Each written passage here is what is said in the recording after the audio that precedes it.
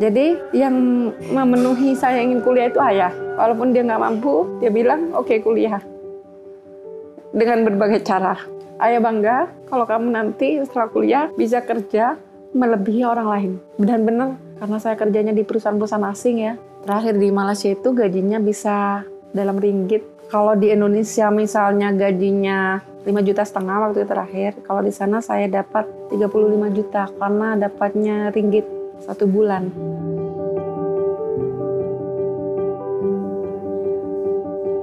Terbesar, satu kontainer 40 feet itu mungkin sekitar 60.000 US dollar. Tapi satu customer, saya itu shipmentnya dalam 1 bulan tuh targetnya 200 kontainer per bulan. Itu selalu terpenuhin. Kemudian 200 kontainer bisa dibayangkan negara tujuan yang berbeda, karakter yang berbeda, ordernya job order, artinya bisa custom.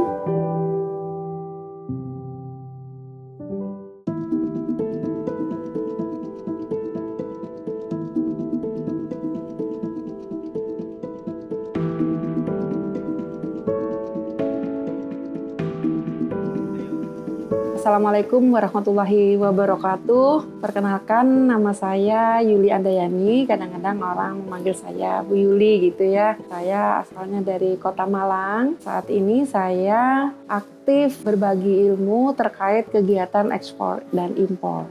Saya dikenal sebagai trainer ekspor impor.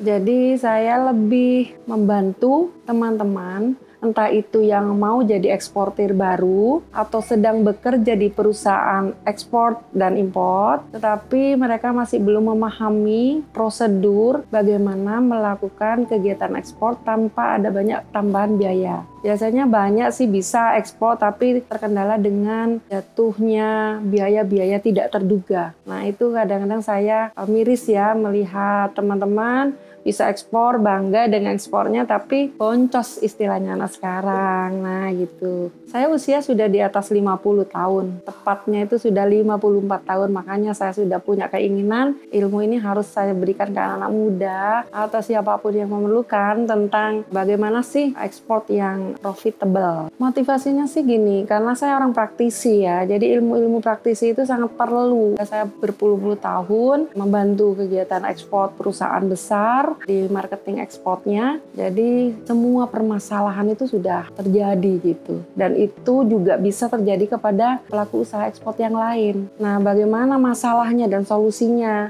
Mana yang harus dilakukan, mana yang nggak boleh dilakukan, itu perlu jam terbang memang. Perlu menghadapi berbagai masalah dulu, baru dia tahu seperti apa.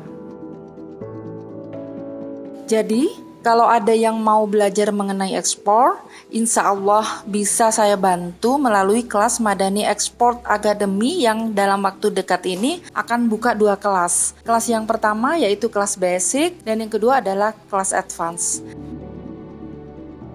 Saya orangnya suka tantangan. Saya cari sastra Inggris di mana tidak ada unsur kependidikan gitu. Nah, dari sastra Inggris itu semester 1 sudah mulai ngelesin bahasa Inggris untuk anak-anak sekolah gitu. Sampai akhirnya saya merasa kurang tertantang. Pekerjaannya masih kurang ada challenge-nya. Masuklah saya ke sebuah perusahaan ekspor besar di Kota Malang. Dan itu 100% usahanya, bisnisnya memang dijual khusus ekspor, tidak menjual lokal sama sekali. Karena basic saya bahasa Inggris, ditempatkan saya di posisi marketing di mana saya harus menghandle customer dari seluruh dunia. Saya waktu itu pertama itu mungkin Eropa, Australia gitu, dan Asia. Jadi saya handle customer itu. Tapi di rolling sampai Amerika juga. Semua customer yang ada di luar negeri, kita menghandle mulai kebutuhan A sampai Z. Satu kontak person saja, tidak ke orang lain lagi, tapi ke tim marketing yang sudah dibagi akunnya itu.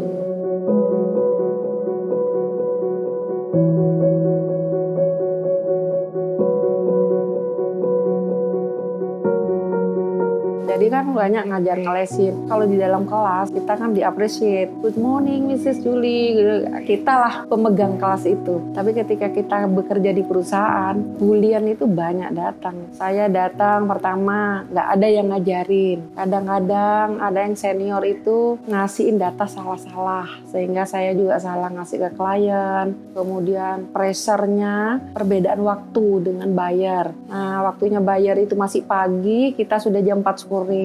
Jadi saya nggak pernah pulang on time jam 4 sore, nggak pernah. Bagaimana sih etika atau bisnis etik perdagangan internasional? Itu memang kita harus bekerja hitam di atas putih. Bisnis itu tidak bisa kita berdasarkan telepon. Katanya tadi kan sudah bilang gitu. Karena manusia sifatnya lupa. Jadi ada triknya bagaimana nanti kita reconfirm balik hasil percakapan kita harus tulis. Sehingga kalau mereka lupa, kemudian mereka ingkar. Enggak, saya nggak bilang gitu misalnya. Saya bilangnya gini, saya ada bukti tertulis yang harus direkonfirmasi oleh buyer lagi gitu. Nah itu strategi-strategi itu nggak ada di pelajaran kuliah sih, tapi dari pengalaman saya jatuh bangun. Ya misalnya pernah ada, Yuli, I don't say that gitu, saya nggak bicara kayak gitu ini. Wah, saya harus punya strategi gimana saya nggak dikalahkan atau nggak disalahkan. Nah itu yang ingin saya bagi ke teman-teman. Perusahaan saya itu diterapkan memang denda. Kalau salah tanggung sendiri semua sama tim.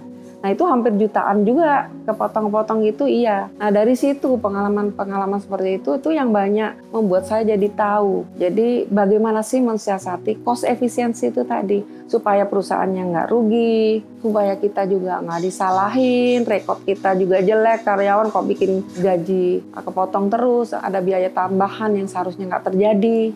Nah itu penting sekali. Jadi untuk generasi sekarang tuh ada plus minusnya memang. Mereka itu memang maunya instan. Mereka pressure sedikit sudah mau keluar dari perusahaan, sudah berpindah produk. Mereka tidak tahu bahwa kalau kita mau jadi profesional, kita fokus pada satu hal. Semakin kita banyak tantangan, kesalahan di situ, semakin kita tahu seperti apa satu produk yang kita jalankan gitu, atau satu usaha yang kita jalankan. Selain bekerja di perusahaan ekspor di Kota Malang itu, saya sempat hijrah juga di Bali. Itu ownernya langsung orang asing dari UK.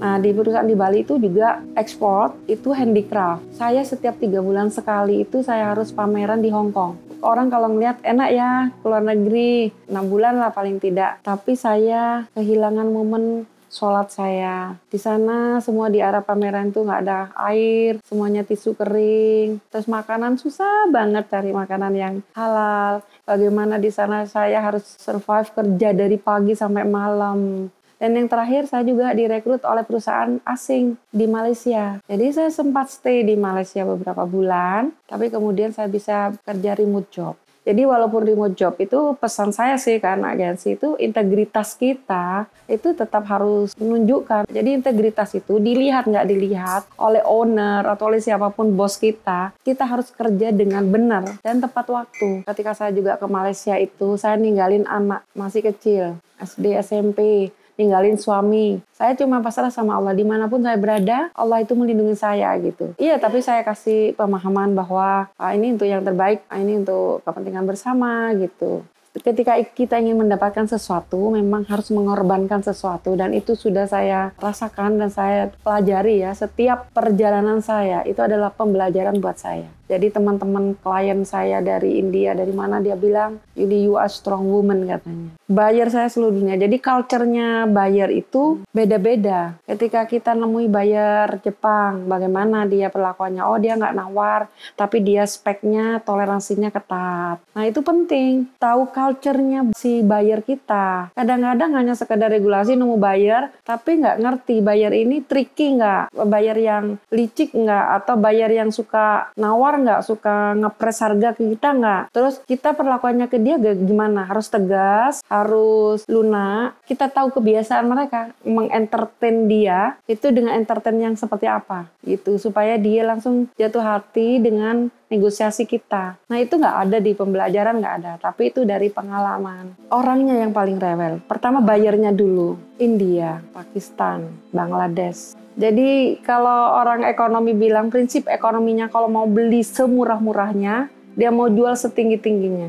Nah makanya eksportir baru nih, jangan terlalu excited dulu kalau dapat buyer tiba-tiba mau order banyak. Karena buyer juga nggak mungkin order langsung banyak kepada supplier baru. Kenapa sih banyak orang India yang datang? Dia ekspor lagi tuh barang kita dari Indonesia. Dia beli dari kita, makanya dia kalau mau bayarnya itu tempo. Jadi barang sudah diterima, 30 hari berikutnya bahkan bisa setengah tahun baru bayar. Karena dia jual lagi ke negara Amerika gitu. Saya pernah ada anak mau pecah telur, katanya mau jadi eksportir, datang ke sini, minta saran ke saya, dia sudah beli, menyiapkan barang sudah 100%, pembayarannya hanya di DP 30%, sisanya pakai LC, karena dia tidak tahu cara membaca LC itu persyaratannya apa yang harus disiapkan, itu banyak dokumen yang dia minta itu tidak bisa kita penuhi. Nah itu sebenarnya tricky dari mereka, supaya kita ada diskrepansi, pembayarannya itu jadi molor,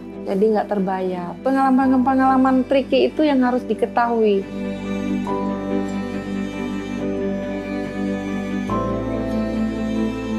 Nah ini yang sering terjadi biasanya eksportir baru yang sering dialami ya sama perusahaan itu, atau eksportir baru itu mutunya tidak konsisten memenuhi mutu ekspor yang diminta oleh buyer. Kadang-kadang buyer minta spek yang tinggi. Nah kita kalau supplier atau kita sebagai penjual jangan iya terus. Kalau memang kita nggak mampu ya kita harus fair aja. Nah kadang-kadang oke, tapi dari order satu kontainer ternyata hanya 10% yang memenuhi speknya, 90% tidak memenuhi. Akibatnya apa? Karena ditekan oleh tanggal kedatangan, sehingga shipmentnya dikirim apa adanya. Tapi itu mengakibatkan claim, karena mereka menemukan yang under spec, satu kontainer akan ditolak.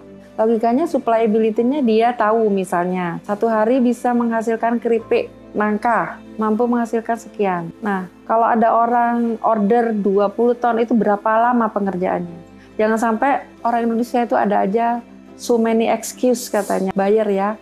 Jadi terlalu banyak alasan. Nanti alasannya yang packing nggak ada, kemasannya telat, stikernya nggak ada, apa lagi nangkanya lagi nggak musim, misalnya seperti itu. Sehingga itu membuat kecewa buyer yang sudah berharap barangnya datang tapi nggak datang. Supplyability, kemudian konsistensi mutu. Kadang enak, kadang nggak enak, kadang renyah, kadang agak melempem, kadang empuk, kadang nggak empuk gitu. Nah itu konsistensi itu. Kemudian respon time.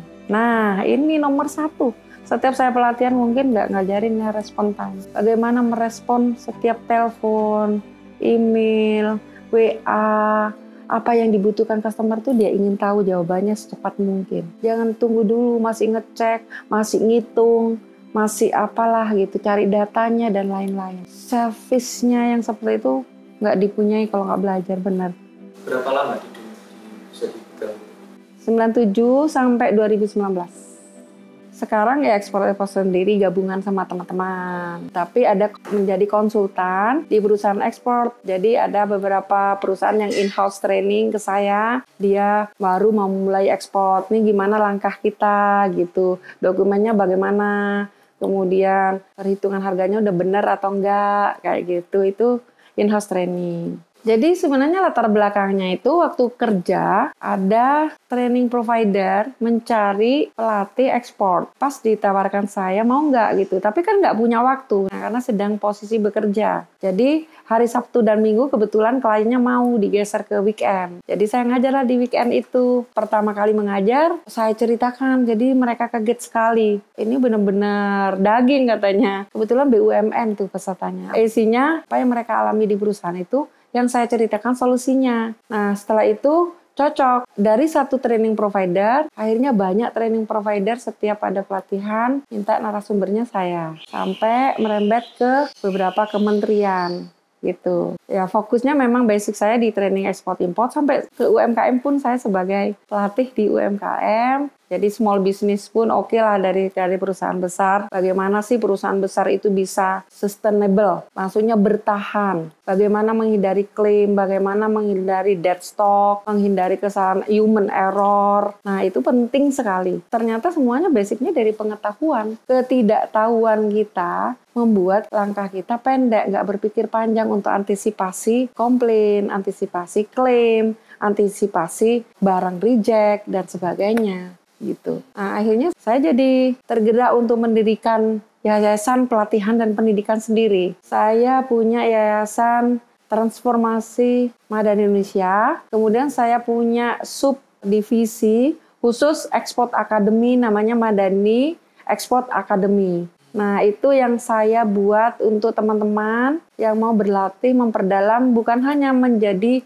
eksportir baru. Karena ilmunya ekspor itu, beberapa ilmu digabung jadi satu. Dari perbankannya iya, logistik iya, pengusaha bisnis ekonominya iya, kemudian regulasi pemerintah itu iya. Belum lagi culture dan regulasi negara tujuan ekspornya itu juga ada dalam pembelajaran itu. Kalau orang misalnya mungkin belajar hanya prosedur ekspor impor, tapi yang dia harus ketahui bagaimana sih dia mendapatkan hati buyernya dulu. Bagaimana culture-nya dia menyamakan itu. Beda budaya, beda etika, ya kan? Kalau etikanya sudah nggak masuk, dia tersinggung, dia lari dari kita. Apalagi di dalam perdagangan internasional itu ada yang mengatur, WTO ya, World Trade Organization, ada organisasi besarnya yang mengatur pembayarannya, jual belinya, hak dan resikonya. Jadi ada risk, mana yang menjadi tugas, tanggung jawab, dan resiko yang dibebankan ke penjual, mana yang dibebankan ke pembeli, itu ada yang ngatur. Nah mungkin kalau nggak tahu resikonya pembeli diambil alih oleh penjual. Pembelinya seneng-seneng aja karena kita semua yang mengcover, tapi itu cost, biaya. Terbesar, satu kontainer ya, satu kontainer 40 feet itu mungkin sekitar 60.000 US dollar. Tapi satu customer, saya itu shipment-nya dalam 1 bulan tuh targetnya 200 kontainer per bulan. Itu selalu terpenuhin. Kemudian 200 kontainer bisa dibayangkan, negara tujuan yang berbeda, karakter yang berbeda, ordernya job order, artinya bisa custom. Jadi setiap karton markingnya aja ganti-ganti, ukuran kartonnya juga ganti-ganti, modelnya yang dipesan juga ganti-ganti, persyaratan dokumen yang disiapkan juga ganti-ganti, speknya juga ganti-ganti. Nah, itu yang membuat saya penuh ya dengan berbagai macam tantangan. Hari ini sudah kita fasih dengan satu produk. Nanti kalau ada order lagi ini enak gitu, kita sudah tahu salahnya. Besok sudah ganti. Dia udah nggak order itu lagi. Semuanya ganti lagi. Setiap hari seperti itu, selama berpuluh-puluh tahun.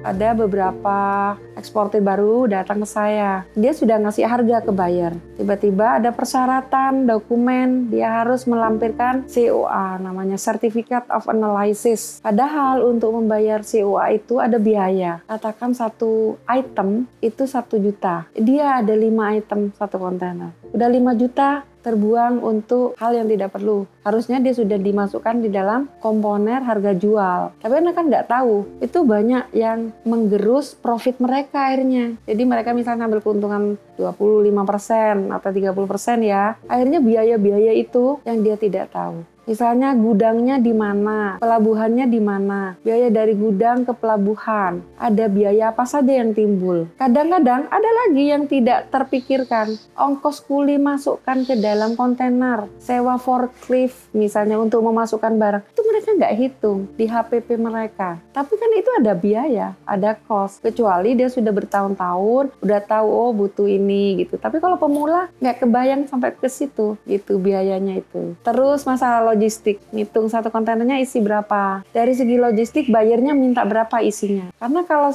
kurang, misalnya buyer yang bayar biaya logistiknya, misalnya satu kontainernya isi 25 ton. Tapi kita natanya di dalam kontainer itu terus nggak bisa, hanya ngisi 18 ton, dia rugi 7 ton kan, ongkos kirimnya itu membuat harga jual jadi mahal. Terus lagi penataan di kontainer. Saya pernah ada pengalaman ketika kontainer dibuka di negara tujuan, barang-barang di dalam rubuh kepada yang buka. Nah itu menyebabkan klaim. Karena orang yang kejatuhan karton itu terluka atau dirawat di rumah sakit misalnya. Nah itu diklaim ke kita untuk mengcover biaya rumah sakitnya. Beberapa testimoni dari peserta saya, dia mengatakan yang saya ajarkan tuh natural dan terjadi di perusahaan mereka. Karena isu permasalahan itu, mau produknya apapun, itu pasti terjadi dan sama kejadiannya. Mau tahun lalu dari tahun 97 sampai sekarang pun sama. Yayasan ini lebih kepada konsultan bisnis, pelatihan ekspor dan impor, kemudian coaching ke perusahaan-perusahaan corporate, kemudian juga UMKM, kemudian juga kita sertifikasi. Saya kebetulan juga asesor ekspor impor. Jadi saya mensertifikasi mahasiswa nih, butuh untuk bisa masuk ke perusahaan, dia harus dibuktikan dengan sertifikasi bahwa dia kompeten di bidang ekspor dan impor, itu juga bisa ambil dari kita. Kalau persyaratan luar kan auditnya itu factory audit, ethical audit itu ada. Bagaimana mempekerjakan atau memperlakukan pekerja kita. Itu ada aturannya semua. Nggak boleh mempekerjakan tahanan, anak di bawah umur, perlakuan untuk ibu hamil gimana, pekerja tidak boleh duduk di kursi yang tidak ada sandaran. Itu saya bisa ngasih tahu ke perusahaan-perusahaan. Jadi bagaimana dia harus memperlakukan humanity-nya itu lebih tinggi memang. Kalau dari segi pribadi ya, prinsip saya di awal itu orang tua saya ngajarkan kejujuran. Jadi kerja dimanapun, kalau pingin disenengin itu jujur. Jujur dalam setiap hal. Mau itu menjadi amarah ke saya, buruk ke saya, nggak apa-apa. Asalkan saya utarakan. Jadi kebiasaan saya bekerja dimanapun, beritanya nggak enak pun saya beritakan kepada si owner. Walaupun itu saya salah, saya mengatakan. Jadi jujur. Memang saya orang yang di awal dari kota kecil di underestimate sama teman-teman kuliah, bahkan diginikan nggak ada orang Madura yang kuliah katanya, apalagi kuliah bahasa Inggris gitu ya. Tapi justru cemoohan orang-orang itu memotivasi saya, dimanapun saya berada saya harus jadi yang terbaik. Ada perusahaan yang punya sistem, jadi pembayaran sudah pasti di akunnya perusahaan. Ada perusahaan kecil yang di Bali itu tidak punya sistem karena semuanya diberikan ke saya. Kadang-kadang DP-nya itu bawa koper datang ke Bali, dia cash. Saya bekerja, saya harus memberikan yang terbaik untuk owner, sudah membantu saya memberikan sawahnya untuk saya garap gitu, dan saya tidak mau mengkhianati. Itu prinsip saya. Jadi semua owner sekarang baik ke saya seperti saudara. Mau yang di Malaysia, semuanya janjikan. Anytime you come Malaysia, kemudian ingin join dengan kami lagi, we are well. Dan saya di perusahaan lama pun 2 kali keluar masuk loh. Jadi keluar, sudah masuk lagi, keluar lagi, boleh masuk lagi gitu. Jadi figur saya itu ayah saya. Ayah itu jujur, tidak mementingkan untuk dirinya sendiri. Kalau beliaunya datang dari mana gitu, dipanggillah tetangga, ayo makan, aku lagi masak ini loh gitu. Dirinya sendiri nggak punya apa-apa, tapi dia berikan ke orang-orang gitu. Terus dia disenangi banyak teman. Jadi temannya banyak banget. Semua temannya itu testimoninya, ayahmu itu orang baik gitu. Dia itu jujur banget. Aduh, ini nih nggak tahan nih saya kalau bercerita figur ayah ya. Karena panutan saya. Jadi yang memenuhi saya ingin kuliah itu ayah. Walaupun dia nggak mampu, dia bilang oke, kuliah. Dengan berbagai cara. Ayah bangga kalau kamu nanti setelah kuliah bisa kerja melebihi orang lain. Dan benar, karena saya kerjanya di perusahaan-perusahaan asing ya. Terakhir di Malaysia itu gajinya bisa dalam ringgit. Kalau di Indonesia misalnya gajinya 5,5 juta waktu itu terakhir. Kalau di sana saya dapat 35 juta karena dapatnya ringgit 1 bulan. Saya bisa umroh keluarga sama suami, saya renovasi rumah ini. Waktu itu ya, dari gaji itu langsung saya bisa beli mobil. Saya itu bersyukur banget saya mempunyai kemampuan itu. Jadi yang ingin saya sampaikan, saya selalu doakan lah ya. Dosa-dosanya diampuni, dikasih tempat terbaik. Karena saya kadang-kadang kalau punya masalah, pikiran, selalu mimpi ayah. Itu melekat banget figur ayah di saya. Walaupun ibu juga sangat berperan dalam pendidikan saya. Ibu itu saya yang mengajarkan saya harus jadi orang yang cerdas, jadi orang yang pintar. Jadi orang pintar, ngomong jangan malu, gitu. Terus kalau nggak belajar, wah, ibu yang paling menjewer saya. Gitu.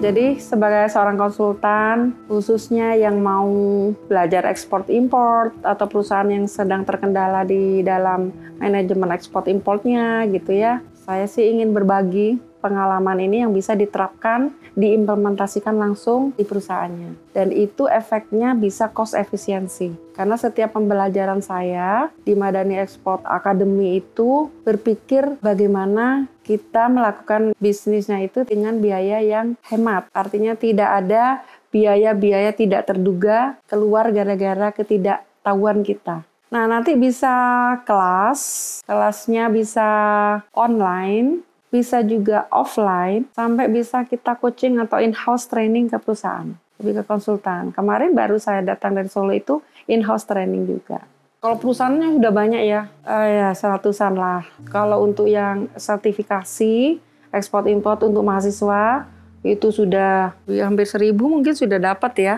Dari universitas-universitas ternama di Jakarta, Bandung, Jogja, Semarang, kemudian Bali, Surabaya, itu mitra kita di dalam pelatihan ekspor impor dari praktisi.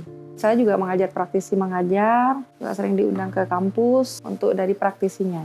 Kita sudah buka kelas baru online, mungkin ya nggak perlu transport, nggak perlu penginapan buat peserta ya, lebih mudah, lebih fleksibel waktunya. Kita ajarkan bagaimana sih persyaratan dulu seorang pengusaha untuk jadi eksportir. Kemudian kita ajari kalau negara ini bayarnya seperti apa, budayanya seperti apa. Kemudian regulasi masuk ke negara tujuan seperti apa.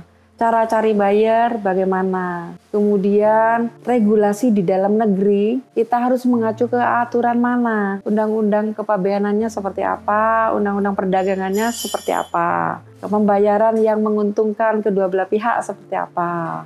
Bulan puasa itu mungkin kita sudah mulai launching, tapi nanti kelas kita akan beritahu lagi tanggalnya mengikuti jumlah peserta. Karena kita juga akan batasi per kelasnya supaya intens ya, pertanyaan peserta terjawab yang ingin tahu. Jadi banyak juga BUMN yang sudah atau perusahaan yang sudah jadi itu biasanya case-nya seperti ini. Ini harus bagaimana? Impor barang tapi nggak bisa keluar, ini harus diapakan gitu. Jadi kalau menurut saya semua ilmu itu bermanfaat. Kejarlah ilmunya sampai kita benar-benar fasih dan profesional. Jangan pernah buang kesempatan. Kalau saya semua saya ikutin, saya pembelajar. Jadi walaupun usia saya sudah 54 tahun, pembelajaran apapun saya ikutin. Sertifikat saya untuk pembelajaran banyak gitu. Dan itu sangat mempengaruhi pola pikir kita. Semakin banyak tahu, pola pikir kita semakin terstruktur saya rasa. Ketika kita nggak tahu, mungkin kita lompat-lompat ya. Semua sampai pada tujuan. Tapi dengan pengetahuan, itu tujuannya lebih cepat, lebih terukur, kemudian lebih sistematis mencapai tujuannya. Gitu. Jadi knowledge itu penting, skill penting, attitude penting. Makanya seseorang dikatakan kompeten, itu kalau tiga-tiganya terpenuhi. Karena kebanyakan orang ngaku-ngaku udah kompeten karena dia tahu knowledge-nya. Tapi attitude-nya, respon time-nya jelek, bahasanya kasar, gitu ya misalnya. Nah itu nggak masuk. Jadi kompeten itu 3 terpenuhi. Knowledge-nya dicari, skill-nya minta coaching untuk melatih, kemudian attitude kita belajar dengan jejaring banyak orang itu mempengaruhi attitude kita. Saya ini rencananya mau buka kelas untuk 2 kelas yang levelnya beda. Satu yang benar-benar tidak mengetahui prosedur ekspor itu seperti apa, pasarnya seperti apa. Itu namanya di beginner dulu ya. Nanti ada master. Nah master itu sudah perusahaan ekspor yang sudah lagi jalan, tapi dia terkendala-kendala. Terus biasanya pertanyaan mereka itu, seharusnya kami tidak melakukan yang seperti apa Bu?